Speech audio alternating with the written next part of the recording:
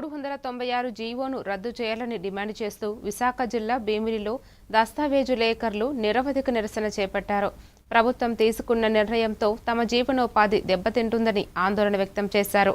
దస్తావేజు లేఖర్లు వ్యవస్థను కాపాడాలని డిమాండ్ చేశారు. కాంగ్రెస్ నేత సత్యారెడ్డి నిరసనకు మద్దతు ప్రకటించి 10,000 రూపాయల సహాయం అందించారు. ఈ నెల 30 వరకు పెన్ డౌన్ కార్యక్రమం కొనసాగుతుందని సంఘం నేతలు తెలిపారు. ఈ కూటమి ప్రభుత్వంపై పోటీ చేసిన నేను సత్యారెడ్డి అనే నేను మా కాంగ్రెస్ పార్టీ తరఫున పూర్తి సంపూర్ణమైన మద్దతు ప్రకటిస్తున్నాను.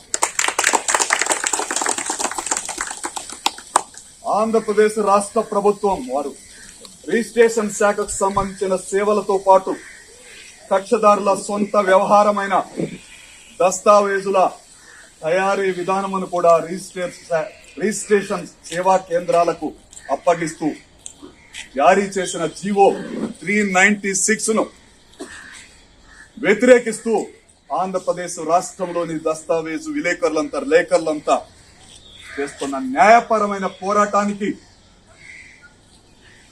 విశాఖపట్నం కాంగ్రెస్ పార్టీతో పాటు రాష్ట్ర వ్యాప్తంగా ఉన్న ఆంధ్రప్రదేశ్ కాంగ్రెస్ కమిటీ పిసిసి కూడా మద్దతు ఇస్తుంది. కాంగ్రెస్ నాయకులకి